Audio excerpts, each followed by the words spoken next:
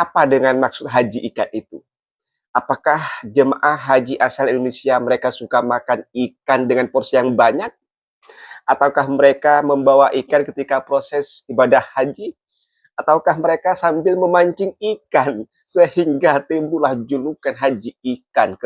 Biasanya, tandon air di pondokan jamaah hanya perlu diisi 2 kali dalam satu musim haji. Namun, jika penghuninya adalah jamaah dari Indonesia, pengisian bisa meningkat menjadi 4 hingga 6 kali. Wow. Bahkan, pengelola pondokan kerap dibuat repot.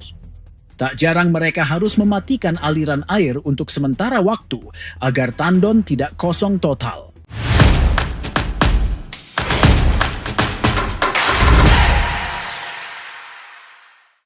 Hai, Assalamualaikum warahmatullahi wabarakatuh. Welcome back to my channel. Jumpa lagi dengan saya, Mr. Bas. Apa kabar Anda hari ini? Semoga dalam keadaan baik-baik saja, sehat walafiat, dan dimurahkan rezekinya. Amin ya rabbal alamin. Jemaah haji Indonesia disebut haji ikan oleh warga Mekah dan Madinah. Ya, itulah tajuk video yang akan kita tonton bersama-sama. Dan saya baru tahu bahwa jemaah haji asal Indonesia dijuluki haji ikan oleh warga Madinah dan warga Mekah. Kenapa? Apa dengan maksud haji ikan itu? Apakah jemaah haji asal Indonesia mereka suka makan ikan dengan porsi yang banyak? Ataukah mereka membawa ikan ketika proses ibadah haji? Ataukah mereka sambil memancing ikan sehingga timbullah julukan haji ikan kepada mereka jemaah haji asal Indonesia? Tentu ini ada alasannya ya. Kenapa? Kenapa dikatakan haji ikan? Apa ya, saya mendengarnya tuh semacam kayak kurang menyenangkan begitu saya mendengarnya. Ya, tapi kita tonton dulu saja videonya. Apa sebetulnya yang dimaksud dengan haji ikan? Oke, mari kita tonton bersama-sama videonya ya. Ternyata jamaah haji asal Indonesia mendapat julukan khusus dari warga Mekah dan Madinah, yaitu haji ikan. Haji ikan, Allah. Julukan ini memang terdengar unik dan menggelitik, tapi bukan tanpa alasan. Julukan ini tidak diberikan secara resmi, melainkan muncul dari masyarakat lokal di Mekah dan Madinah yang akrab dengan kebiasaan jamaah haji asal Indonesia. Tapi, mengapa bisa disebut demikian? Assalamualaikum sahabat beriman. Sebelum lanjut, mari bersyalawat kepada Nabi Muhammad. Allahumma salli ala Sayyidina Muhammad wa ala ali Sayyidina Muhammad. Semoga dengan salawat ini kita semua mendapatkan syafaat di hari kiamat nanti. Kemudian, like video ini agar terus membagikan syiar Islam. Amin ya rabbal alamin. Sebagai negara dengan jumlah penduduk muslim terbesar di dunia, Indonesia memang selalu mendapat kuota haji terbesar dari pemerintah Kerajaan Arab Saudi. Dalam satu musim haji, ratusan ribu jamaah asal Indonesia datang ke Mekah untuk menunaikan rukun Islam kelima. Jumlah ini membuat keberadaan mereka sangat mudah dikenali, apalagi karena mereka sering datang dalam rombongan besar dengan seragam yang serasi. Julukan haji ikan bukan tanpa alasan. Ia muncul dari sebuah kebiasaan khas yang sudah berlangsung selama bertahun-tahun. Sebuah kebiasaan yang mungkin dianggap biasa di Indonesia, namun menjadi luar biasa di tanah Arab, yaitu penggunaan air yang sangat boros. Di Indonesia, air adalah sesuatu yang melimpah. Di banyak daerah, air bisa mengalir 24 jam sehari, bahkan tersedia dalam jumlah besar di sumur, sungai, atau pump. Hal ini membentuk budaya masyarakat yang akrab dengan air, sering mandi, mencuci pakaian sendiri, dan berwudu dengan air yang berlimpah.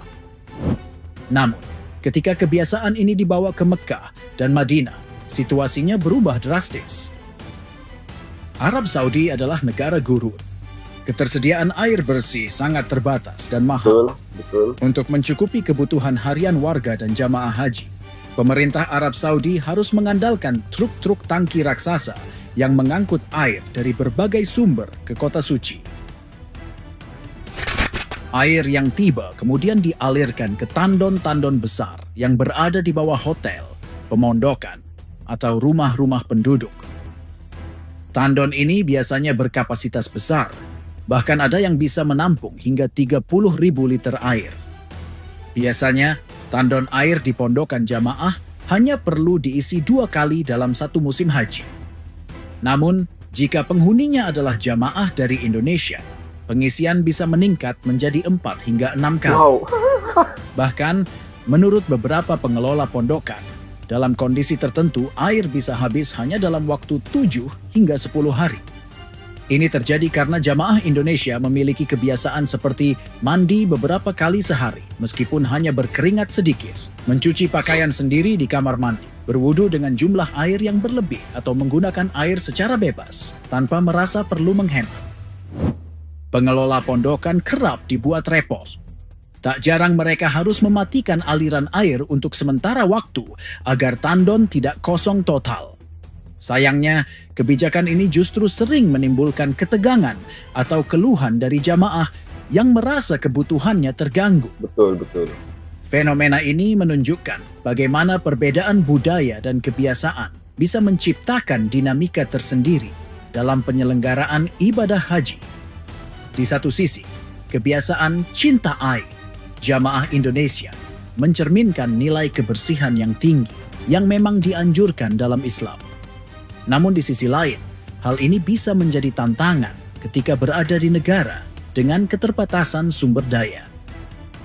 Julukan Haji Ikan pun muncul sebagai cerminan dari keakraban jamaah Indonesia dengan air, seperti ikan yang hidupnya tak bisa jauh dari air. Meski terdengar lucu atau nyeleneh, sebenarnya julukan ini menyimpan pesan penting.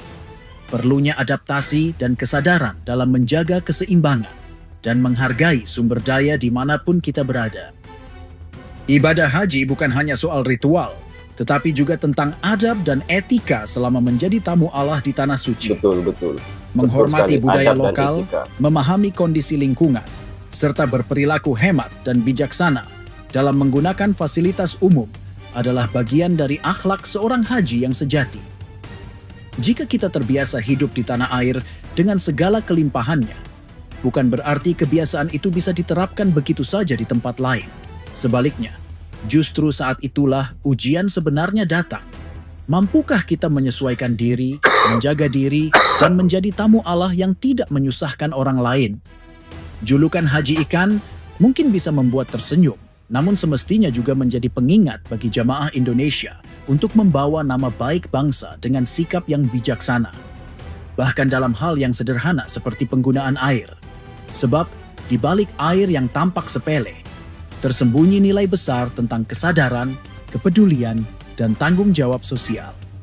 Bagaimana pendapat kalian? Tulis di kolom komentar. Sahabat beriman, jangan lupa berbagi informasi dengan share video ini, karena sebaik-baik manusia adalah yang paling bermanfaat bagi manusia lainnya. Wassalamualaikum warahmatullahi wabarakatuh. Waalaikumsalam warahmatullahi wabarakatuh.